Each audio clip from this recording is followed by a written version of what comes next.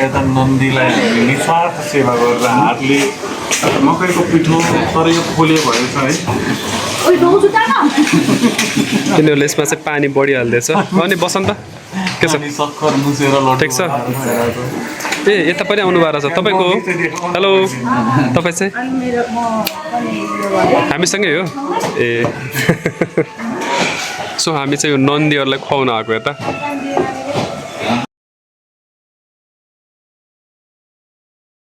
High everyone welcome to my another blog आज चाहिँ हामी पशुपतिमा नन्दीलाई चाहिँ खाना खुवाउन आएको छौँ है सो यता साथीहरूले चाहिँ लड्डु ल्याइराख्नु भएको छ यता पहिला चाहिँ त्यो पिठोहरू हामीले यतिबाट लग्यौँ अनि सबै कुराहरू यतिबाट दिन्छ हामी चाहिँ यता आर्थिक सहयोग गर्छौँ अनि त्यही बेसिसमा चाहिँ यता नन्दीहरूलाई चाहिँ मजाले खुवाउँछौँ अनि लेट मी सो हामीले चाहिँ के खुवाउँदैछौँ नन्दीलाई भनेर है सो यता चाहिँ हाम्रो साथीहरूले यस्तो यस्तो डल्ला बनाउँदैछन् सौरभ के तिमीले चाहिँ रोटी दामी बनाउँछौ जस्तो देखिरहेको छ त्यो हेर्दाखेरि बनाउँछु पराठा पनि बनाउँछु कृष्णला भन्दैछ दामी प्रजेसले बनाउँछ एकदमै ठुलो डल्लोहरू सो यो चाहिँ नन्दीहरू पुरै खानालाई रेडी भएर बसिरहेको छ है हामीले चाहिँ सबैले गएर 1 by 1 डल्लोहरू खुवाउँछौँ सबैलाई है लास्ट ठुल्ठुलो छ यताको चाहिँ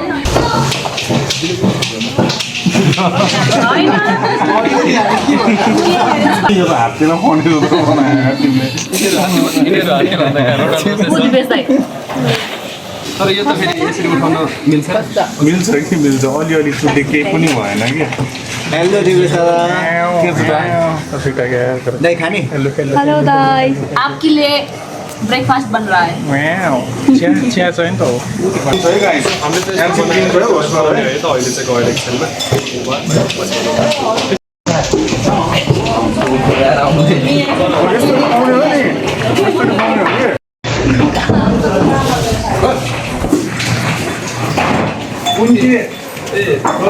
तिनीहरूले के गरेको थियो रिसाएर हिँडिरहेको तिमीले दुईजना त पाइसकिस् ल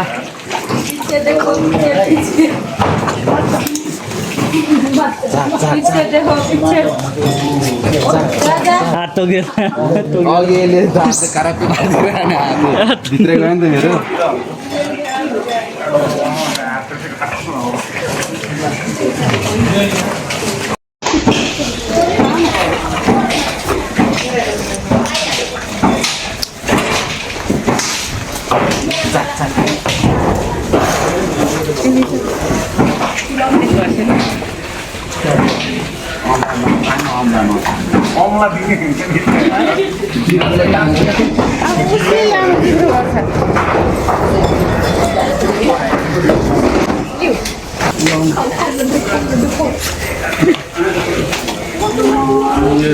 अरे खुवाउनुपर्छ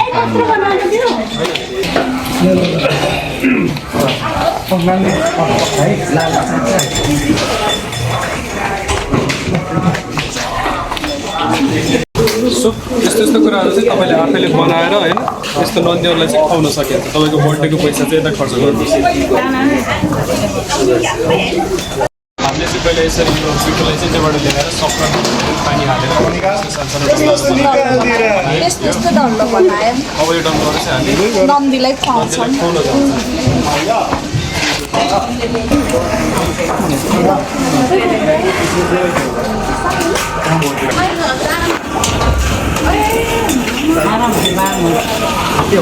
खाएन धेरै बढी भयो खायो खायो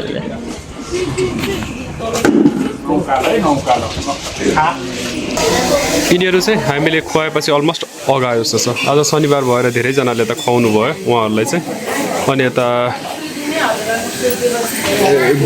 दिदीहरूले नि मिठो मिठो बनाएर नन्दीहरूलाई खुवाउँदै हुनुहुन्छ खुवाउनु पर्यो नि दिदीहरू हो नि बेला बेला गइराख्नुपर्छ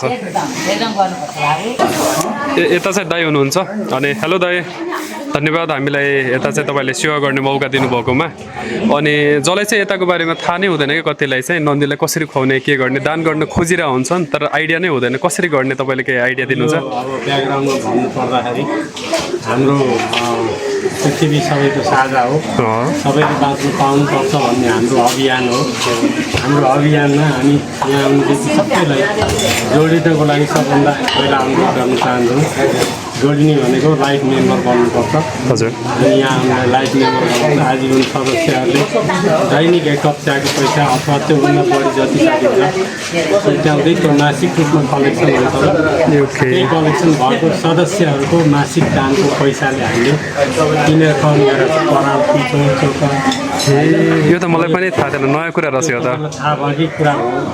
आउने विषयमा चाहिँ आफूले ल्याएर पनि खुवाउनु पाइयो होइन, सकिन्छ भने होइन भने हामीसँग पुस्तक त भइहाल्छ। हजुर पराल कटिङहरूको भुसा पिठो चोखा होइन, आउने विषयमा चाहिँ हामी आफ्नो सिस्टमले पाइहाल्छौँ। अलिकति आफूले पनि खुवाउनु पाइयो। सो हामीले चाहिँ अब कहिले काहीँ तपाईँको पछि हामीले खुवाउँछौँ। अब यस्तो 3-4 ग्रुप छ, यो खाना खाने ठाउँ हो। अर्को ग्रुप आउँछ, फेरि अर्को आउँछ, एकसाथ गरेर फेरि अर्को ग्रुप आउँछ। त्यस कारण सबैलाई खुवाउनुपर्छ। हजुरहरूले किनेको पछि हामी खुवाउँछौँ। हामीले चाहिँ यता आएर तपाईँको डोनेसन गर्नु खोज्यौँ अरे। हजुर। अनि हामीले चाहिँ पैसा ल्याएर तपाईँलाई दियो भने तपाईँले चाहिँ त्यसलाई खुवाइ पनि दिनु। त्यही पैसाले हामीले पराल किनेर पिठो किनेर खुवाउने होइन। हामी चाहिँ बिहानदेखि बेलुकीसम्म खुवाउनु पऱ्यो नि। ल हामी चाहिँ यही भिडियो उहाँको मार्फत चाहिँ सबैलाई अनुरोध गर्न चाहन्छौँ कि यता आउनुहोस्, दान गर्नुहोस्, आएर सडकका गाई बाछाहरू संरक्षण गर्ने सवालमा आइदिनु होला, सहयोग गर्न सबैलाई हार्दिक अनुरोध गर्न चाहन्छु। धन्यवाद। सचिव हो रमेश सबैलाई धन्यवाद। हस् रमेश दाइ, धेरै धेरै धन्यवाद हजुरलाई। हामीले चाहिँ यता आएर सो तपाईँहरूले चाहिँ उहाँले भन्नुहुन्छ आजीवन सदस्य पनि लिनु मिल्दो रहेछ यहाँ चाहिँ। त्यो चाहिँ मलाई पनि थाहा थिएन। 5500 शुल्क लाग्छ। 5500 शुल्क लाग्दो रहेछ। यु क्यान कम।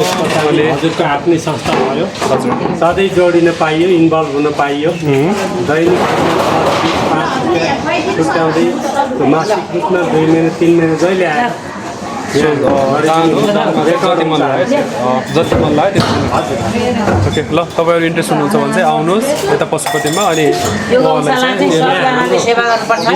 पुरानो म त 10-15 वर्ष भयो यहाँ जहाँ गौशाला रहेछ त्यही बेलादेखिबाट म लास्ट टाइम एकचोटि दुध दिन चाहिँ आएको थिएँ। यसरी खुवाउनु चाहिँ फर्स्ट टाइम हो। सेवा दुध दिन चाहिँ गर्नुपर्छ। त्यो सडकको बेला आएको थिएँ। सो नेक्स्ट टाइम चाहिँ म बेला बेला आइरहेको छु। अब थाहा भयो नि त धेरै। हजुर त कति आजीवन सदस्य भन्नुभयो? म त आजन्मे सदस्य बने है। हजुरको यो सबैजनाले यो हाम्रो यो एकदम दिव्य धाम हो। यो हाम्रो दिव्य धाम हो। पशुपतिनाथको छेउमा पशुपति भगवान्लाई चढ्छ यहाँको दुध। यताबाट लगेर गइरहेको हुन्छ धेरैले। सधैँभरि चढ्छ।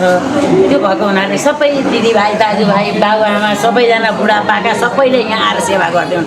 मेरो लागि चाहिँ म त्यही नै भन्छु। पशुपतिनाथले भोलाले जय जय गरिदिउन्। त्यही नै हो बाबु है। हजुरलाई नै हजुरलाई हामी फेरि पनि आउँदै गर्छौँ अब चाहिँ। आउनु ल। हस् हस्। छोराहरू भन्दा आमाहरूले धेरै खुवाउँदो रहेछन् गाईहरूलाई चाहिँ। आस्था गर्नुहुन्छ उहाँले पनि। तपाईँहरूले धेरै धेरै धन्यवाद। तपाईँहरूले गर्दा यिनीहरू खान पाइरहेछन् सधैँ। ए ल हस्। हामी पनि अब पछि पछि गएर के थाहा सदस्य बन्नु पर्ला। हजुरहरू पनि सदस्य बनेर हामीसँग गोलमेल भएर बन्नु पर्यो अब। हस् हस्। गौशालामा है त हातेमालो सबैले गरौँ। हामीले चाहिँ भित्र नन्दीलाई चाहिँ खुवाएर बाहिर आइसक्यौँ। अनि के छ सरजी? हो प्रजेश सर। हजुर कस्तो हो आप? सो कस्तो लाग्यो भित्र पुरै बनाएर? तिमी त रेगुलर आइरहेको रहेछौ, हामी चाहिँ फर्स्ट टाइम आयौँ धेरै जस्तो। सेवा नै धर्म हो, जे रोड द्याट। It was good time. So everyone is here. सबैजनाले इन्जोय गर्यो भित्र? इन्जोय गर्यो। ल ठिक छ गाइजहरू। It was a good time. So तपाईँहरूलाई नै यदि नन्दीहरूलाई खुवाउनु मन छ भने चाहिँ यता आउने पशुपतिको त्यो पशुपतिको भित्र मेन मन्दिर जाने ठिक अपोजिटबाट आउँदाखेरि चाहिँ यता राइट साइडमा छ है त यो ठाउँ चाहिँ।